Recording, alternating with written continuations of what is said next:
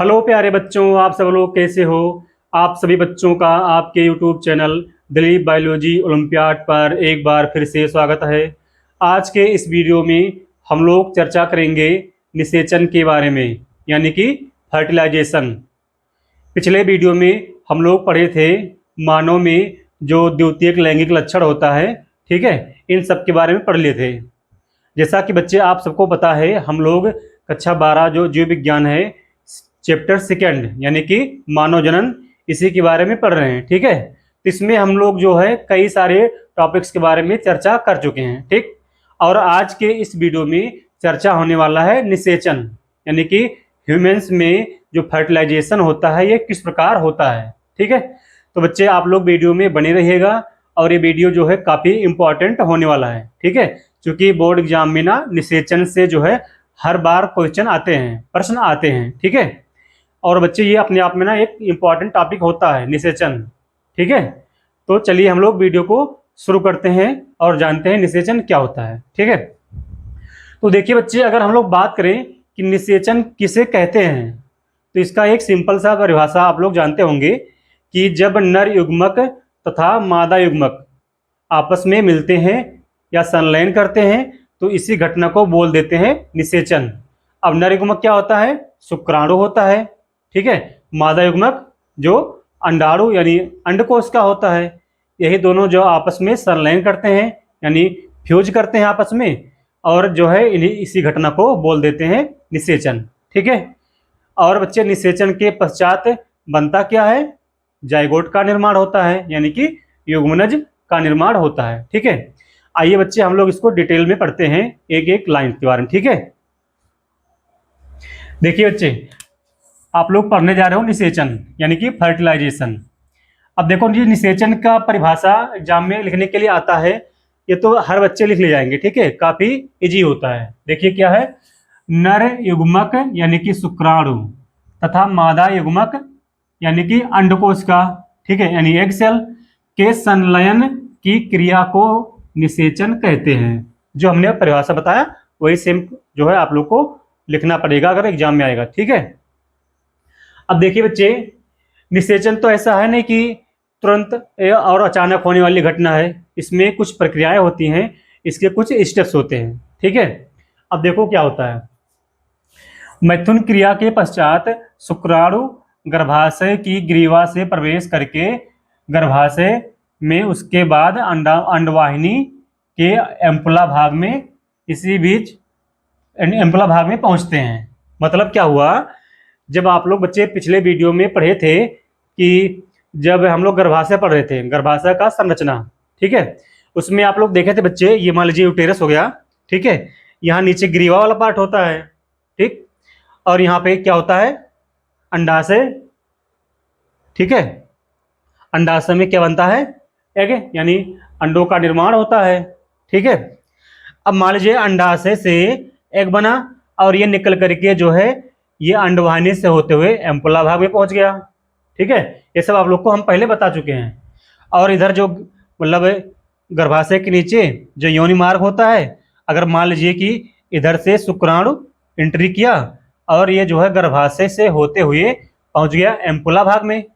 ठीक है, और बच्चे यही एम्पुला ही वह स्थल होता है, वह स्थान होता है जहां पे निषेचन की प्रक्रिया कंप्लीट होती है। ठीक है, देखो हमने वही चीज लिखा है कि इसी बीच अंडाशय से अंडकोश का निकलकर एम्पुला वाले भाग में पहुंचती है जहां निषेचन की क्रिया पूरी होती है यानी संपन्न होती है। ठीक है, अब देखो बच्चे, ऐसा है नहीं कि हमेशा निषेचन हो जाएगा। जैसे मान लीजिए कि दो कपल यानी मेल फीमेल्स के बीच में मान लीजिए सेक्सुअल इंटरकोर्स हुआ, ठीक है, तो ये मतलब कंप्लीट मतलब ये कंफर्म नहीं है कि जो है निषेचन घटना होगा ही होगा। ठीक है, जैसे मान लीजिए कि ये जो एग है यहाँ से निकला, ठीक है, यहाँ एम्पुला में पहुंचा। अगर मान लीजिए कि ये शुक्राणु अंदर गया ही नहीं तो निषेचन कहाँ हो जाएगा? बिना शुक्राणु के निषेचन होगा ही नहीं। या मान लीजिए शुक्राणु इधर से चला गया, ये जो एग है यहाँ नहीं आया, ठीक है, तब भी तो निषेचन नहीं होगा। तो निषेचन होने के लिए ये जो सिचुएशन है, परिस्थिति है, दोनों होने चाहिए। यानी कि अंडवाहिनी से अंडाशय से जो है अंडकोश का निकल करके एम्पुला वाले भाग में पहुंचे, यानी अंडवाहिनी में पहुंचे, और इधर से जो गर्भाशय के ग्रीवा होता है, इधर से मतलब शुक्राणु जो है गर्भाशय से होते हुए ये भी यहाँ पहुंचे। ठीक है, तभी तो दोनों में निषेचन होगा। ठीक, और बच्चे निषेचन कहाँ हो रहा है? अंडवाहिनी में जो एम्पुला वाला भाग होता है। ठीक है, एम्पुला, ये आप लोग याद रखिएगा, कभी कभी एग्जाम में पूछ लिया जाता है कि निषेचन कहाँ होता है। ठीक, तो अंडवाहिनी में जो एम्पुला वाला पार्ट होता है यहीं पे होता है। ठीक है, अब देखो बच्चे, ये तो आप लोग को समझ में आ गया कि निषेचन मतलब कैसे होता है और कहाँ होता है। ठीक है, अब देखो निषेचन के बाद, निषेचन की घटना के पश्चात क्या बनता है? निषेचन के बाद हमने क्या बताया? युग्मनज बनेगा, यानी कि जाइगोट का निर्माण होता है। ठीक है, अब देखो बच्चे, इसको जानने से पहले थोड़ा आप एक चीज और जान लीजिए कि जब ये अंडकोश का यहाँ एम्पुला वाले भाग में आता है, ठीक है, और इधर से शुक्राणु आता है, ठीक, तो शुक्राणु इसके अंदर एंट्री कैसे करता होगा, थोड़ा इसके बारे में जान लीजिए। ठीक, अब देखो हमने यहाँ एक बनाया है संरचना अंडकोशिका का, ये पूरा संरचना, ये जो आप लोग को दिख रहा है ये दीवार, पहला लेयर, इसको बोल देते हैं ना जोना पेलिसुडा। जो अंडकोश, ये मान लीजिए अंडकोशिका हो गया, अंडकोशिका के जो बाहर मतलब पहला लेयर होता है, पहला परत, इसको बोलेंगे मतलब जोना पेलुसिडा बोल देंगे, जोना पेलुसिडा। ठीक है, और इसके ऊपर वाला जो आप लोग रेड कलर से देख रहे होंगे, ये वाला पार्ट सब, ठीक है, इस संरचना को बोल देते हैं कोरोना रेडिएटा बोलेंगे। यानी कि जो अंडकोश का होता है इसमें दो मेन मतलब मुख्य परत होते हैं। सबसे बाहर वाला जो लेयर होगा उसको बोलेंगे कोरोना रेडिएटा, और जो उसके कोरोना रेडिएटा के अंदर होगा उसको बोलेंगे जोना पेलुसिडा बोल देंगे।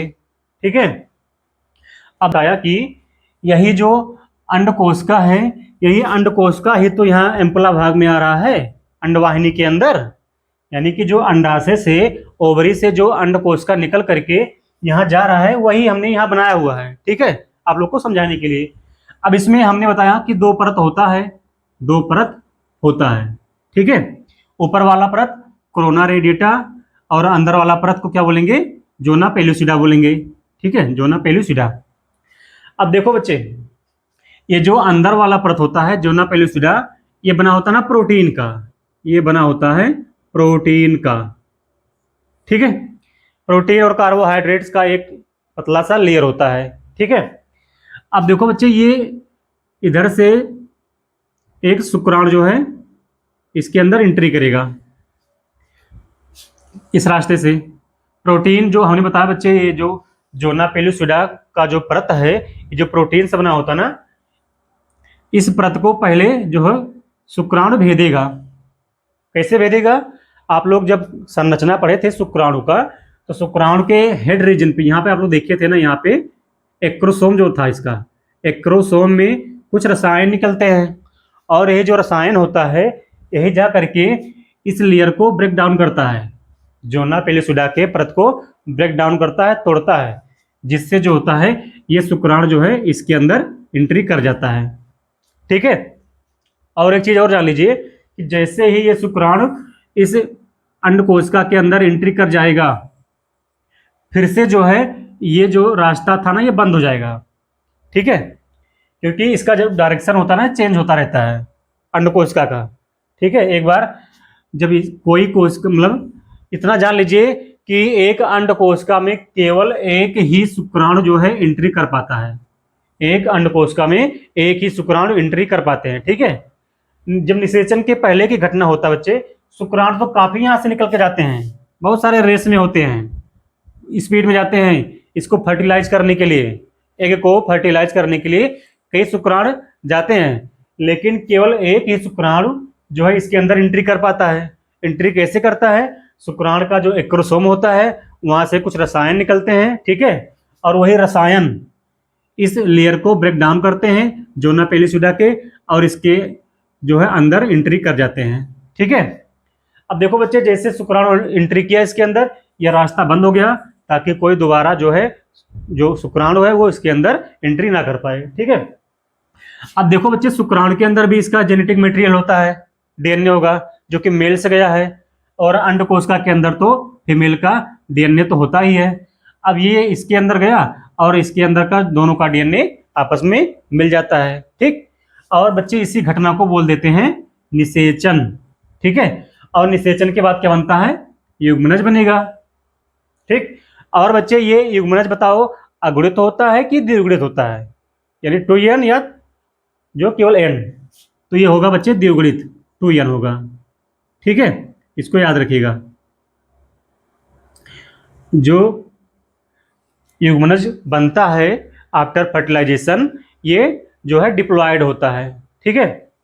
अब देखो बच्चे युग्मनज के बाद क्या होता है, जब युग्मनज बन जाता है इसके पश्चात कौन सी घटनाएं घटित होती हैं इसके साथ, देखिए।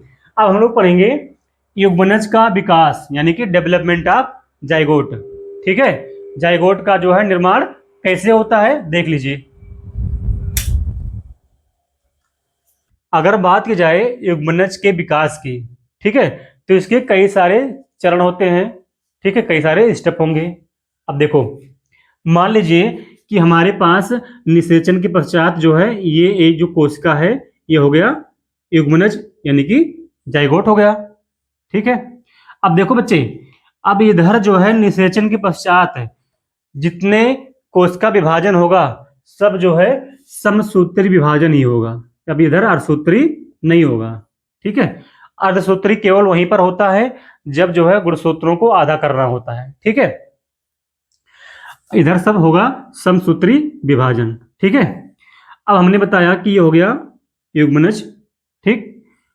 अब युग्मनज जो है यहाँ पे समसूत्री विभाजन होगा और ये काफी तेजी से, ठीक है, रैपिडली अपनी संख्या में वृद्धि करेगा, 1 से 2, ठीक है, और 2 से 4 बन जाएगा, 4 कोशिका, 4 से 8 बन जाएगा, ठीक है, 8 बन जाएगा, और 8 से फिर बन जाएगा 16 कोशिकाओं में, ठीक है। अब देखो 2 से 4, 4 से 8, ये जो कोशिकाएं मतलब डेवलप हो रहे हैं, बन रहे हैं, इसको बोल देते हैं ना ब्लास्टोमियर। इसको क्या बोलते हैं, ब्लास्टोमियर या कोरक खंड बोलते हैं। जब ये बच्चे युग्मनज जो होता है इसमें अपनी संख्या में वृद्धि करता है, डेवलप करता है साइज में, तो क्या करते हैं 2 से 4, 4 से 8, ठीक है।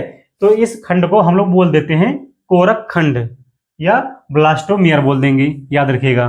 ब्लास्टोमियर कब बनता है, तो जब यही युग्मनज 2 कोशिकाओं से 4 और 4 से 8 खंडों में बढ़ जाता है तो इसको बोलते हैं कोरक खंड, ठीक है। और बच्चे यही कोरक खंड जब आगे चल करके यही 8 से 16 कोशिकाओं में से 16 सेल्ड स्टेज में जब डेवलप होता है तो इसको बोल देते हैं ना मारुला, या हिंदी में तूतक बोलते हैं इसको, याद रखिएगा। जो 16 सेल्ड होता है यानी 16 कोश की अवस्था, ठीक है, ये जो 16 कोश की अवस्था होता है ये जो निर्माण होता है, ठीक है, 16 कोश की अवस्था को बोल देते हैं मारुला, ठीक है, या हिंदी में इसको तूतक बोलते हैं, ठीक है, मारुला। इसे आप लोग लिख दीजिएगा एग्जाम में अगर आएगा तो, ठीक। अब ये मारुला के बाद क्या बनेगा, अब देखो बच्चे मारुला के पश्चात ये जो है थोड़ा साइज में और बड़ा होगा, डेवलप होगा कुछ इस तरीके से, ठीक है, जिसको बोल देते हैं कोरक पुटी या ब्लास्टोसिस्ट बोल देंगे। मारुला के पश्चात जो डेवलप होगा, ठीक है, ये युग्मनज वो आगे चल करके क्या कहलाएगा, ब्लास्टोसिस्ट कहलाएगा, ठीक है। हिंदी में इसको बोलते हैं ना कोरक पुटी, याद रखिएगा। ये देखिए कोरक पुटी लिखा है पे। अब देखो बच्चे कोरक पुटी तो बन गया, ठीक है, ये पूरी संरचना जो है ये कोरक पुटी बन गया। आप लोग देख रहे होंगे ना इसके बाहर बाहर कुछ संरचना दिख रहा है, एक लेयर, इस लेयर को बोलते हैं ना ट्रोफोब्लास्ट, क्या बोलेंगे, ट्रोफोब्लास्ट बोलेंगे, ठीक है। अब इस ट्रोफोब्लास्ट का आगे चल करके अभी काम आने वाला है, किस काम में आता है ये बच्चे अपराग के निर्माण में काम आता है, यानी कि डेवलपमेंट ऑफ प्लेसेंटा, ठीक है, प्लेसेंटा के निर्माण में ये काम आएगा, अभी बताएंगे, ठीक है। और बच्चे ट्रोफोब्लास्ट ये तो लेयर हो गया ट्रोफोब्लास्ट, ठीक है। अब इस ट्रोफोब्लास्ट के अंदर ये जो संरचना दिख रहा है, ठीक है, ये जो आंतरिक कोशिका है, आंतरिक कोशिकीय समूह जो गुच्छा है पूरा, बहुत सारी कोशिकाएं, ठीक है, यही कोशिकाएं बच्चे आगे चल करके जो है भ्रूण का निर्माण करेंगी, ठीक है। जो ट्रोफोब्लास्ट के अंदर जो समूह में कोशिकाएं हैं, यही कोशिकाएं आगे चल करके जो है भ्रूण में जो है मतलब बदल जाती हैं। ठीक है, भ्रूण के डेवलपमेंट में सहायता करती हैं। ठीक, अब देखो ये तो आप लोग बच्चे समझ गए, भ्रूण तक आप लोग समझ गए कि कैसे कैसे भ्रूण बनता है। ठीक है, अब यही बच्चे भ्रूण जो है आगे चल करके गर्भाशय में जाकर के अंतारोपण होता है। ठीक है, और वहीं से जो है बेबी का डेवलपमेंट शुरू होता है। ठीक है, इसको बच्चे अगर हम लोग थोड़ा चित्र के माध्यम से समझे तो इधर देख लीजिए, हमारे पास एक छोटा सा यहाँ पे संरचना है यूटेरस यानी कि गर्भाशय का। ठीक है, अब देखिए ये हो गया, मान लीजिए ये हो गया जिसमें अंडे का निर्माण होता है, यानी कि ओवरी हो गया, अंडाशय हो गया। ठीक है, अंडाशय में मान लीजिए यहाँ पे अंडा बना होगा। ये सब तो आप भूल जाइए। ठीक है, ये सब तो हमने पहले बता दिया, हो चुका सब। अब हम लोग डायरेक्ट यहाँ पे पढ़ेंगे युग्मनज से, जाइगोट से। ठीक है, निषेचन के बाद की घटना। अब देखो मान लीजिए यहाँ पे बच्चे निषेचन हुआ था एम्पुला भाग में, ये हो गया युग्मनज, ये 1 से 2 कोशिकाओं में बटेगा, फिर 2 से 4 में बटेगा, फिर 4 से जो है 8 में बट जाएगा, हमने बताया था। ठीक है, ऐसे धीरे धीरे जो है ये बढ़ता जाएगा, अपनी संख्या में वृद्धि करते हैं। ठीक है, इसको बोलते हैं कोरक खंड। ठीक है, और कोरक खंड के बाद जाकर के मरुला बनता है। ठीक है, और मरुला के पश्चात क्या बनेगा, कोरक पुटी यानी कि ब्लास्टोसिस्ट बनता है। और यही ब्लास्टोसिस्ट वाला बच्चे पार्ट देख लीजिए, ये आ करके जो है इम्प्लांट कहाँ पे हो गया, गर्भाशय के अंदर। ये बच्चे संरचना क्या है, ये हो गया गर्भाशय। ठीक है, गर्भाशय यानी कि यूटेरस। अब देखो सबको पता है बच्चे गर्भाशय में 3 लेयर होते हैं, एंडोमेट्रियम, मायोमेट्रियम और पेरीमेट्रियम। ठीक है, तो गर्भाशय के जो ये एंडोमेट्रियम है, ये हमने लिखा ना ईएम, एंडोमेट्रियम जो अंतः गर्भाशय संरचना होता है, इसी के अंतः परत में जा करके ये जो कोरकपुटी खंड है ब्लास्टोसिस्ट, ये जाकर के यहाँ पे चिपक जाता है। ठीक है, और इसी कोरकपुटी के यहाँ गर्भाशय के अंतः परत में चिपकना ही क्या कहलाता है बच्चे, अंतःरोपण कहलाता है। इसी को बोलते हैं क्या, अंतःरोपण यानी इम्प्लांटेशन बोलते हैं। ठीक है, और बच्चे ये जो अंतःरोपण होता है महिला के गर्भाशय के अंदर, यह निषेचन के कितने दिन बाद होता है, तो ये 7 दिन के बाद होता है। जैसे मान लीजिए निषेचन हो गया, उसके 7 दिनों के पश्चात जो है गर्भाशय में अंतःरोपण की प्रक्रिया हो जाती है। ठीक, अब देखो अंतःरोपण तो हो गया, यहाँ पे ये जो है ब्लास्टोसिस्ट यानी कोरकपुटी जो है गर्भाशय के जो अंतः परत है यहाँ पे आकर के चिपक गया। अब यहाँ पे जो है खेल शुरू होता है। ठीक है, क्या होता है देख लीजिए। अब सबको पता है बच्चे कि गर्भाशय की जो अंतः परत होता है, ठीक है, इसके नीचे जो है ब्लड कैपिलरीज होती हैं, पतली पतली नसें जिनमें ब्लड का फ्लो होता है, और वहीं जो है इसी में से सब कुछ इसमें आना होता है। ठीक है, अब ये जो बच्चे हमने बताया था ना, यहाँ पे देख लीजिए ट्रोफोब्लास्ट, ये जो बाहर वाला परत है ट्रोफोब्लास्ट, यही बच्चे आगे चल करके जो है प्लेसेंटा का निर्माण करेगा। यहीं पे जो है प्लेसेंटा का निर्माण होता है। ठीक है, प्लेसेंटा। ठीक है, याद रखिएगा प्लेसेंटा का निर्माण कैसे होता है या किससे होता है, तो ट्रोफोब्लास्ट के जो लेयर होते हैं ना, उसी से प्लेसेंटा का निर्माण होता है।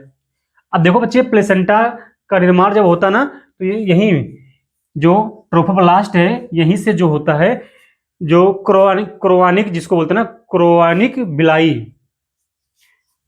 कोरियोनिक बिलाई सॉरी, यही प्लेसेंटा से जो है रसांकुर का निर्माण होता है, यानी कि कोरियोनिक बिलाई।